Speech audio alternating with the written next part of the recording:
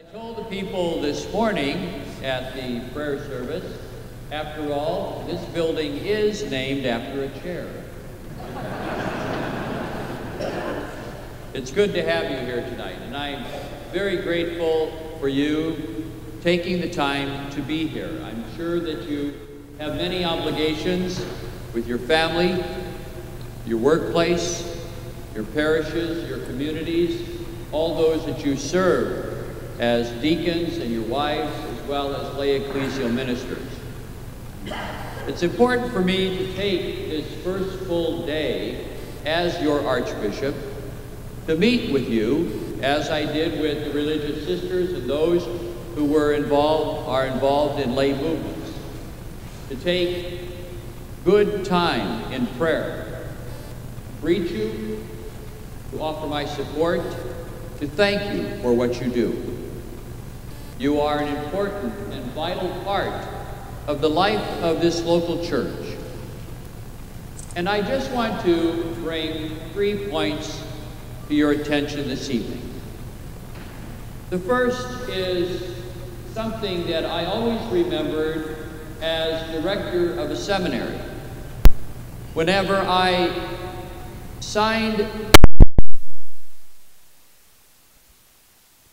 serving the church in a lasting way, especially those to be ordained, they always gave 2 reasons. One, for the service of the church, and the other for the salvation of my soul. I think that in some way is a good thing to keep in mind for you as deacons and your wives, as well as those who are lay ecclesial ministers. Because deep down, at the very beginning, what has inspired you to take up this vocation, this very important ministry in the life of the church, is your own encounter with God, your own relationship with Christ, your own baptism and call to holiness. It is about how each of you are working out your salvation. It's not just a function or a job, but it comes from the very depths of the calling that God has given to you to be a holy people, to be a people that in fact is willing to step out of your own individuality and live for the community. And that brings me to my second point. You're all church people. I didn't say church ladies. That would evoke some sort of other scene, or churchmen.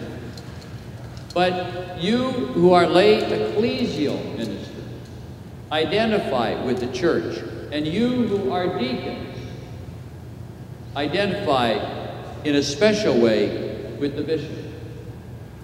What that means is that you are given a different perspective about reality, a different perspective about those you serve. You bring the church there to others. Some years ago, Mother Teresa was being interviewed on a talk show, and the man was somewhat aggressive about the church. But he was very patronizing to Mother Teresa. You weren't going to cross her. And so he said to her, "Mother, aren't you kind of upset that you're out there serving the poor, feeding the sick, clothing the naked, taking care of the sick? You're doing all of this, and you are instead replacing what the church should be doing. You're not getting much recognition from the church." And she looked at him and said, "Oh, but you see, when I do it, the church doesn't." She understood that she brings the church. She brings the experience of the whole community and sees everyone through the eyes and the lens of the community. That's so very important. That also keeps each one of us fresh in what we're about. It gives us maybe more patience with someone who's irritable. It gives us the opportunity to say a kind word to an individual who's depressed. We're not doing it just on our own or by our own strength, but by the very Spirit that's given, that breathes in the life of the church. It's important to take that seriously. Something that I've reflected on over the years as a priest, maybe almost, 39 years, and as a deacon this year, 40 years, and as a bishop for 16. I'm a public person. I'm an ecclesial person. So are each one of you. That is not only a reminder for us to be responsible in how we serve, but it is a source of encouragement and strength that we're not alone, that we do it with the very Spirit that breathes in the life of the church. And my final point is that you all have a relationship with me, your bishop, which I treasure. And just to let you know a little bit about how I work, my job, my ministry, I go back to a biblical text that helps me focus on what I am about as an overseer, as an episkopos, as the Greek word calls it. I go back to the Sermon on the Mount, in which Jesus looks over the crowd. He doesn't begin by telling them maybe that they're not dressed very well, or that they should be quiet when he's talking, or that they in some way should stop their arguing. But instead, he looks out over them and sees that how God has blessed them. Blessed are you who are poor. Blessed are you who are mourning. Blessed are you who are persecuted. I think that from my position, from my perch as the bishop, the overseer, one of my tasks is always to encourage people, to let them know that God is working and active in their lives, that God is present, helping them, and they're not alone.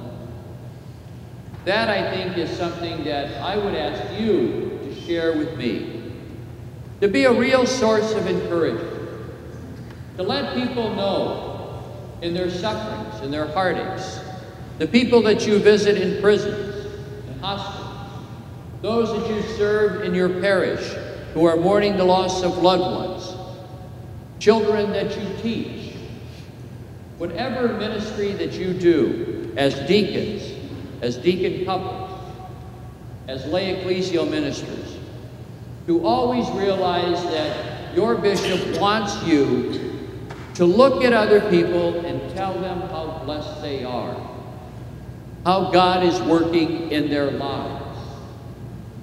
Someone recently told me that they really find that what is remarkable about the Pope and what makes him so attractive to an entire world is the way that he looks at people.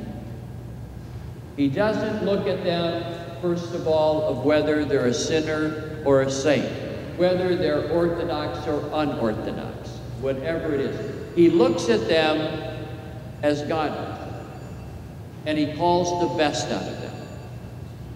That's where God's grace really can take hold in our lives, that kind of encouragement.